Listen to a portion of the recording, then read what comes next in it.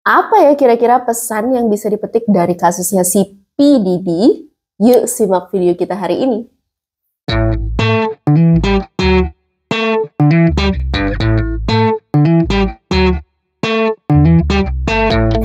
Halo guys, apa kabar semuanya? Semoga teman-teman semua yang nonton dalam kondisi sehat dan baik. Kembali lagi bersama gue Molly dan seperti biasa di sebelah gue selalu ada Kenny. Halo guys. Hari ini kita lagi duduk bareng lagi untuk membahas sebuah topik yang lagi viral-viralnya nih di media tentang si P. Diddy. Tapi di sini kita nggak akan bercerita tentang kasusnya si P. Diddy, lebih kepada kita pengen mengambil pesan atau apa sih yang bisa kita pelajari dari kasusnya P. Diddy ini gitu. Tapi sebelum kita mulai video kita, sharingan kita pengen reminder lagi ke teman-teman untuk please jangan lupa subscribe, like, dan share video kita ke teman-teman yang sekiranya membutuhkan sharingan kita hari ini. Dan nggak pernah lupa kita juga reminder ke teman-teman bahwa setiap video kita yang kita sharingkan itu berdasarkan dari pengalaman kita yang udah kita lewatin ya. Jadi nggak ada maksud untuk menggurui atau apapun itu. Oke, sedikit kita mau memberikan gambaran umum aja ya tentang kasusnya si P. Diddy ini, bahwa memang kasus ini si P. Diddy ini belum secara penuh lah ya belum terbukti di pengadilan. Iya, belum terbukti bahwa dia tuh bersalah, tapi ya dia sedang menjadi tersangka aja untuk beberapa kasus, mulai dari narkotika, terus udah gitu perihal sexual abuse, dan ada beberapa kejadian lainnya yang lagi rame banget lah diangkat di YouTube di podcastnya beberapa orang gitu. Tapi dari kasusnya ini kita melihat bahwa ada beberapa hal nih yang bisa kita pelajarin, yang kita bisa angkat, yang kalau memang nih benar-benar kasus ini kejadian ya kita bisa memetik banyak sekali ya pesan dan moral dari kasusnya si P. Diddy ini gitu. Dan seperti kita tahu bahwa si P. Diddy ini adalah sosok orang yang sangat terkenal ya.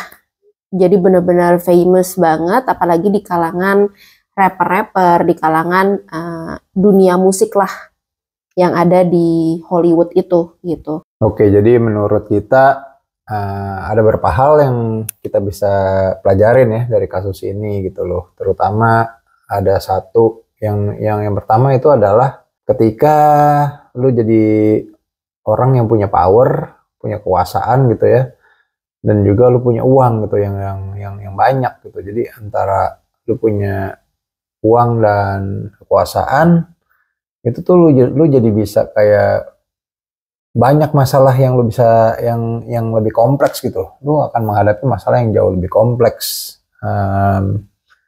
ketika lu punya power sama lu punya uang gitu kan. Lu dealingnya juga bukan cuma 1-2 orang gitu ya. Ini berhubungan dengan banyak orang, dan juga jadi makin banyak gitu godaan-godaan untuk abuse kekuatan lu, kekuasaan lu, atau juga dengan uang lu gitu ya. Jadi lu banyak bisa juga jadi malah manipulasi orang, mengambil keuntungan terhadap orang lain gitu kan. Misalnya jadi contohnya kayak dalam masalah ini ya, lu bisa aja kayak mengelabui orang untuk promosiin orang, ya lu mesti melakukan hal-hal tertentu gitu loh buat si P. Diddy gitu misalnya. Atau juga mengambil kesempatan sendiri nih dengan apa yang dia mau gitu loh. Jadi misalnya dia jadi bisa melakukan kekerasan seksual yang nggak kayak konsensual gitu loh. Jadinya ya masalah-masalah kayak gini sebagai contoh aja gitu. Dan semakin lu punya power, semakin lu punya banyak uang, kalau lu nggak bisa mengontrolnya dengan baik, atau lu nggak bisa punya kekuasaan dengan diri lu sendiri, ini akan menjadi bumerang buat lu gitu loh.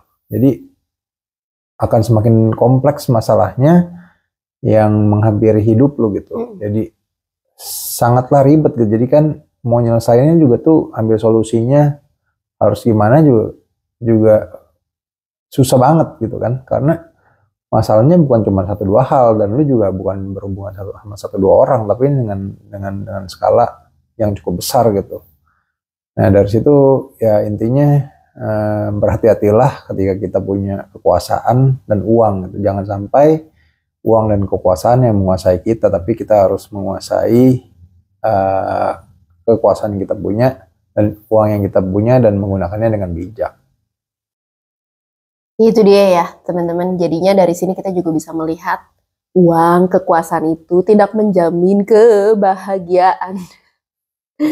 Kadang kalau orang bilang ya lebih baik hidup yang cukup gitu, semuanya ya yang penting cukup aja, itu menurut kita ada benernya juga gitu. Karena ketika lo dan ya itu balik lagi ya, seperti yang udah pernah kita bilang bahwa roda itu berputar, kehidupan itu dinamis gitu. Jadi ya ketika lo diberikan kesempatan untuk punya uang, pakailah uang lo dengan bijak. Ketika lo punya kesempatan untuk punya kekuasaan, pakailah kekuasaan itu dengan bijak. Jadilah orang yang tetap generous, tetap merunduk gitu dimanapun posisi kita. Itu jangan sampai kekuasaan itu malah kita pakai, kita salah gunakan, dan ya gitu ya yang tadi kalau Kenny bilang ribet tuh mungkin dalam artian malah selain merembet kemana-mana gitu kasusnya, itu juga efeknya tuh sangat mengerikan ya. Efeknya sangat mengerikan, dan efek yang diberikan itu bukan cuman kekerasan secara fisik mungkin ya terhadap orang tersebut yang menjadi korban, tetapi juga mentalnya sih yang paling parah, itu yang paling menurut kita worst dalam kondisi ini gitu. Dan berikutnya yang menurut kita bisa dipetik itu adalah berhati-hatilah dalam memilih lingkungan kita gitu. Ya walaupun memang betul sih kalau kita berkarir dalam satu bidang gitu ya, teman-teman kita juga lingkungannya di situ-situ juga gitu. Misalnya kalau kita berkarir sebagai seorang penyanyi, lingkungan kita akan di situ gitu. Tapi ya itu tadi ya, kita pun walaupun kita berada di satu lingkungan itu, kita punya kontrol terhadap diri kita untuk memilih seberapa jauh kita mau bergaul, mau masuk dalam lingkungan itu gitu. Jangan bergaul mengikuti arus yang salah gitu, karena kita kan punya akal budi, kita punya akal sehat ya. Gue percaya setiap manusia itu memiliki akal budi itu yang, dan kita ya tadi akal budi, kontrol terhadap diri kita sendirilah yang bisa menentukan arah kita tuh mau kemana gitu loh, dimanapun kita ditempatkan gitu. Maksudnya kalau misalnya kita sadar bahwa kita nggak cocok dengan lingkungan tersebut atau suatu lingkungan yang pengaruhnya buruk nih gitu, atau toksik atau merugikan kita, ya udah mending kita nggak usah ikut-ikutan gitu loh. Jangan kayak cuman terbawa nafsu, misalnya kita mau pangkat yang lebih tinggi atau naik jabatan atau apa, atau meraih sesuatu hal yang dengan jalur instan melalui kayak cuman kenalan doang gitu. Mendingan tarik diri aja gitu loh, untuk menghindari hal-hal yang kurang baik ya di masa depan. Karena perlu kita ingat juga, at the end of the day semua perbuatan kita itu selalu ada konsekuensinya gitu. Jadi kalau misalnya kita nggak mau dengan konsekuensi yang buruk atau yang kita kiranya kita nggak mau terlibat gitu, mendingan jangan masuk dari awal gitu kan. Lebih baik kita lebih bijaksana, lebih pilih cara-cara yang sesuai dengan nilai-nilai kita, dengan norma-norma sosial dan hukum yang benar gitu loh. Jadi jangan sampai kita menghalalkan segala cara, tapi nanti di ujungnya malah kita sendiri yang rugi. Seperti contoh ya, memilih lingkungan yang cocok buat diri lo itu, gue pernah tuh diperhadapkan dalam kondisi itu dulu. Jadi waktu gue dulu resign dari pekerjaan gue, sama terpikir di benak gue tuh untuk masuk ke dalam sebuah lingkungan atau sebuah pekerjaan baru tuh yang bergerak di bidang insurance waktu itu, asuransi gitu. Dan biasalah ya, kalau misalnya kita mau bekerja di bidang asuransi itu, mungkin teman-teman tahu ya, akan ada banyak nih orang yang akan berusaha menarik lo untuk masuk ke dalam komunitasnya mereka gitu, jaringannya mereka gitu. Dan suatu hari gue bahkan gue pernah join gitu loh, masuk ke dalam circle asuransi yang dimana bukan masalah brand asuransinya ya, produk asuransinya, karena menurut gue semua produk asuransi itu kurang lebih ya 11-12 aja gitu menurut gue.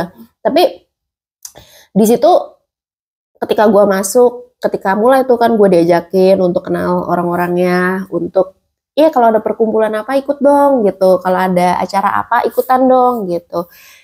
Dan di situ akhirnya gue memutuskan untuk gak jadi bergabung. Jadi maksudnya mengundurkan diri ya, lebih tepatnya mengundurkan diri dari perkumpulan itu. Karena yaitu gue tidak merasa cocok dan nyaman dengan lingkungannya gitu, karena di situ adalah lingkungan yang gue lihat itu perkumpulan cewek-cewek yang apa ya, yang memang glamorous banget lah gitu, yang memang harus yang rata-rata tuh pada pakai barang-barangnya tuh branded dan segala macam gitu ya. Perkumpulannya juga perkumpulan yang menurut gue cukup mewah gitu, dan yang itu yang nggak sesuai aja gitu dengan kondisi gue saat itu. Yang mungkin teman-teman kalau udah pernah nonton video gue sebelumnya tahu ya gimana perjuangan gue untuk meninggalkan kehidupan gue yang hedon untuk menjadi seorang yang lebih simpel daripada gue yang dulu gitu. Jadi ya itu, kalau gue memaksakan untuk masuk ke dalam lingkungan itu, ya mungkin gue akan balik lagi gitu ke gue yang zaman dulu, yang hobi belanja macam-macam dan segala macamnya gitu. Tapi ya akhirnya gue memilih untuk menarik diri dan mencari sebuah komunitas atau ya sebuah kelompok asuransi, jaringan asuransi yang lain yang lebih cocok dengan prinsip gue saat itu gitu. Oke, dan yang terakhir yang kita bisa pelajarin itu dari kasus PDD, ya seperti yang kita udah denger, yang kita baca dan sebagainya dari berita itu, yang terutama dari yang freak of party itu ya.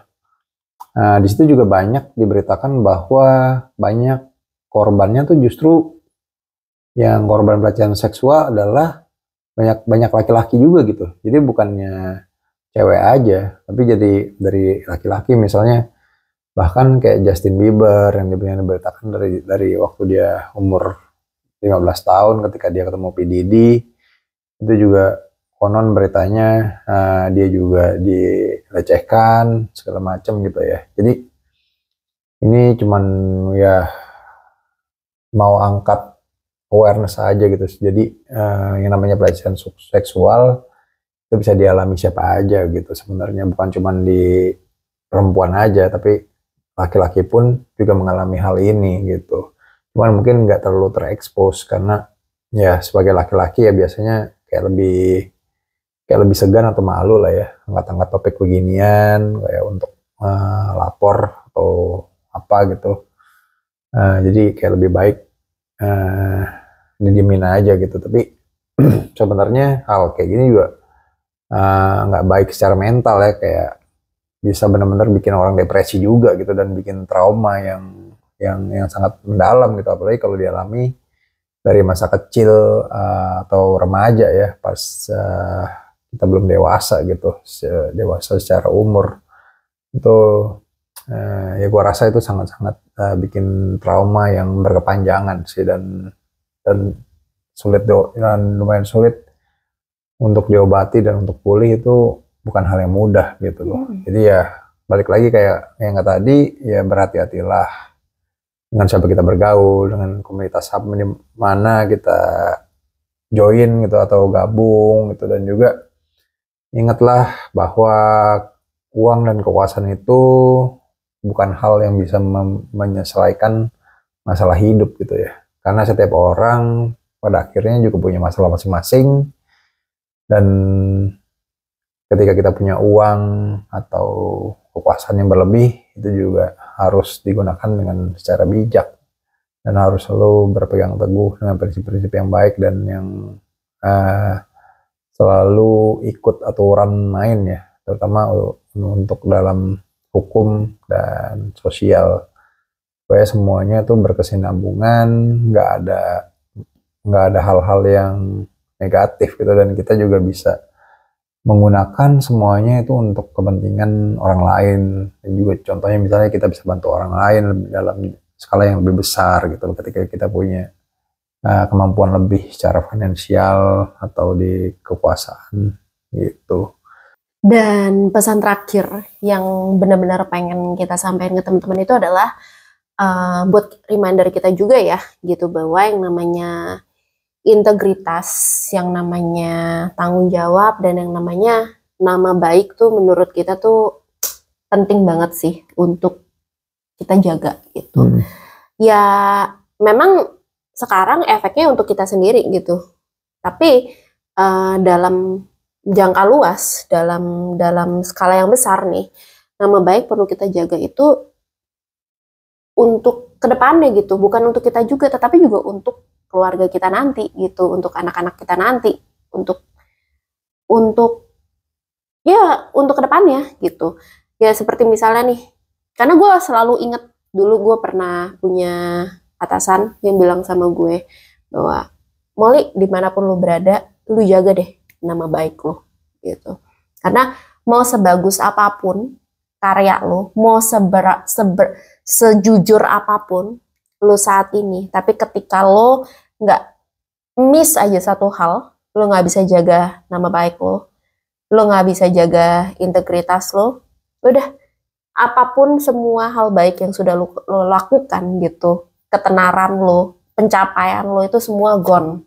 Dan itu efeknya akan sampai ke mana-mana, mungkin ke pasangan lo, itu udah pasti ya, atau mungkin nanti suatu hari gue punya anak, orang akan recall, oh misalnya anakku namanya A ya, oh si A ini anaknya si Molly kan, yang begini-begini kan gitu. Jadi ya menurut gue that's the one of the main highlight gitu loh dari kasus ini gini, karena ya kalau nama lo udah tercoreng gitu ya, nama lo udah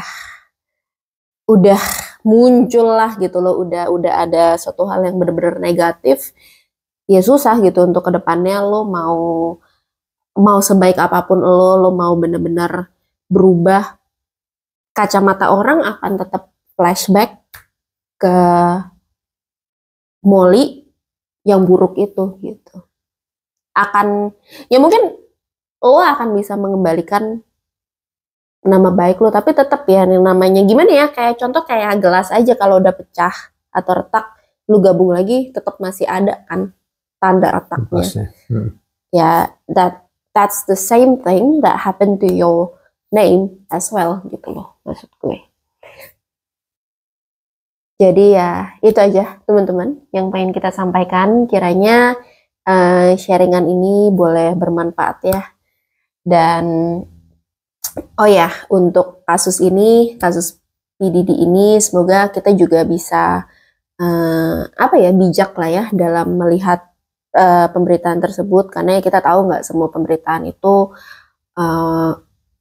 benar-benar valid gitu. Jadi kita juga harus lebih wise dalam